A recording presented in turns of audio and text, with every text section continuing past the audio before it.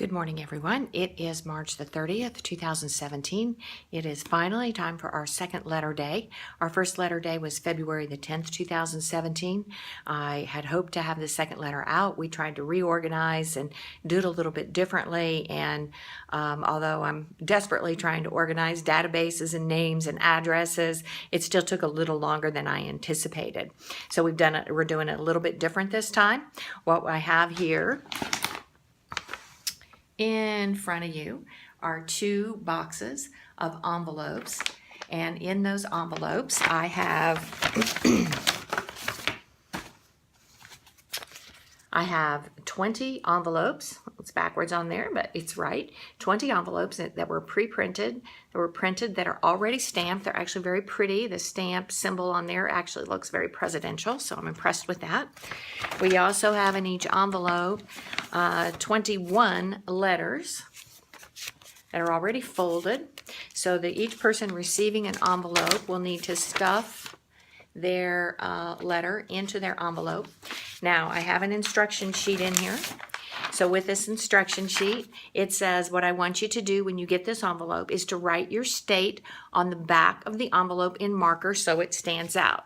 So for instance, in this envelope that I still have open, I've taken a marker and I've written Kentucky because this envelope is going to Kentucky. Second, I want you to add a personal touch to each letter.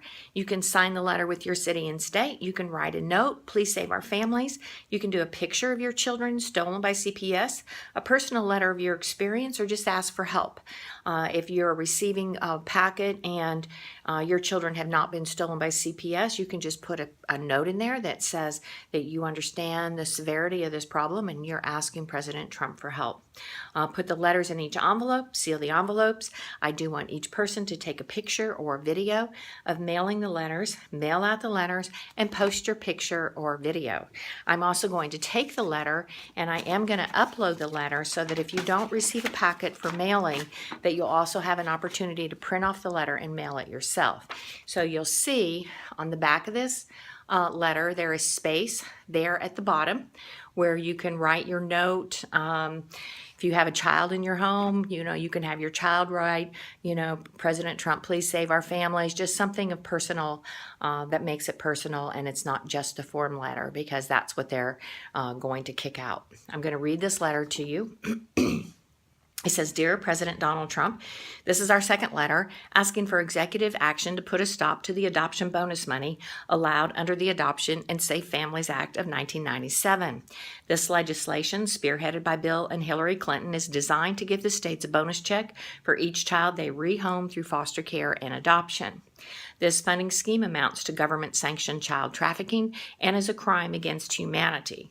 The Title IV funding scheme has shifted to the child welfare paradigm from rehabilitating families to removing children and adopting them into the homes of strangers. This social engineering plan is already a disaster, and hundreds of thousands of families have been destroyed. Our federal representatives will not listen to us because they are heavily invested in the adoption and child welfare system. The privatization of foster care system has made children the commodity, and as a businessman, this means that children must stay in the system for the money to continue to flow.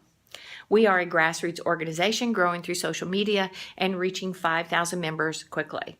The families and children that have been hurt number in the millions. On any given day, 500,000 children are in foster care. We can barely remember the extermination of the Jews under Nazi Germany, but someday our history books will find that the rehoming of children has become the norm instead of the exception. Just imagine if each child is worth $80,000 per year to an industry thirsting for more children to ring the register. I have seen the system collapse over the last 20 years of practicing law. You can follow the stories of hurting families on the Family Forward Project on Facebook, or nearly 60 other Facebook groups and pages begging for advice on how to get their children home. Certainly, we will never deny that child abuse is real and a travesty in our nation, but not every child taken has been abused. In fact, the statistics show that 85% of the children are removed under circumstances deemed as neglect. The mother of a high-functioning autism lost her 7 children after caring for them for 10 years because she missed a doctor's appointment. A mother of a preemie that suffered from infantile rickets causing brittle bones is charged criminally with child abuse and accused of crushing her child. A young father who never harmed his child is denied the right to be a father because he's poor. Relatives seek to support young parents, but the state denies placement because the state would lose too much money to transfer the child to another state. A mother who gets arrested for public intoxication inside her own home just so the social worker can take her children and put them in foster care. A father who suffers from hepatitis C and finds remission of his disease with medical cannabis but loses his children because of his high THC count. The adoption bonus money must be stopped now. You can do this with an executive order. Finding the payment of a finder's fee to the states by the federal government is nothing more than putting a price tag on the head of each child. You can ban this payment and give parents a fighting chance. This will not fix the problems of the corrupt child welfare industry, but it will demonstrate that the parents still have a voice and will encourage a discussion to promote change. The Family Forward Project, find us on Facebook, Dear Donald Trump. I want to go over with you real quickly. I appreciate everybody's contributions to the GoFundMe account, which has helped to fund this time. On the first letter campaign, I paid for all the postage. So I'm going to show you how this cost breaks down. And so as we plan our next project, we can look forward on how to do that. All right, so what you have here, this shows you we raised money through a GoFundMe account. This may be backwards, so I'm sorry about that. And I can't change it while I'm doing it. So you'll just have to trust me, I guess, on reading backwards.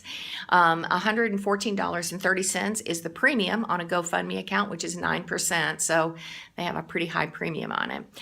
The postage was $560.60. And that is for buying the envelopes that are already pre-stamped, but it makes a nice pretty stamp on it and saves us from having to put the stamps on individually. Ends up costing no more than maybe 2 or 3 cents per envelope more.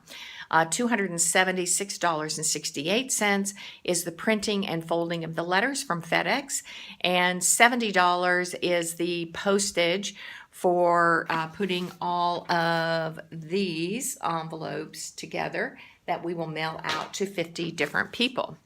Now what happened is we were able to raise $1,270, so minus the $121.58. There's a balance in the account of $248.42. So as we look forward to doing the next project, that's what we want to look at. I have some other ideas on how we're going to move forward on this campaign. I appreciate everybody going to Washington, marching, wanting to be present in the system. It's very expensive. Most of the parents cannot afford it. I went to Washington about a year ago in February and knocked on some doors, met some people. We need to keep our voice going. We need to be very active. But this is a way for us to continue to reach out. And if we continue this campaign of sending letters, ultimately we're going to be heard. I've just noticed over the past, I've been at this for many years, but very actively through social media for about the last 3 years. So we are finally getting legislators who are beginning to take a look at it. Several legislators have acknowledged to me that they've seen the work that we've done. And what I did, many people sent me, they're trying to create the database of all you all have offered your addresses. These are 50 envelopes. I was able to collect 70 names, which I put into a database through an Excel program. Since then, I've probably received another 20 to 25 names that I will continue to build this database. At some point, we're going to change the program a little bit so that we will mail to more people in one mailing. Of course, that will cost us a little bit more on the bulk mailing of the project, but I think it'll be worth it. Also, for the last program, and I want you to all consider this, a few of the people took these letters and used it as an opportunity to educate others in the community that they knew. So if you have a lunch with somebody, with people who are interested in issues within the community, I've got a couple programs I'm going to be going to and talking to people and giving them these letters to send themselves. So you could have different people send them out, write their names on it. The more that have some type of a personalization of a multitude of people, the better off we're going to be. So I wanted to keep this under 10 minutes. We're coming up on 9:42 here. I want to appreciate everybody's contributions. Letters, the bulk letters are going out today. If you receive one of these, you should be getting it in about 3 to 5 days, and please get them processed and get them out in the mail to President Trump. And thank you.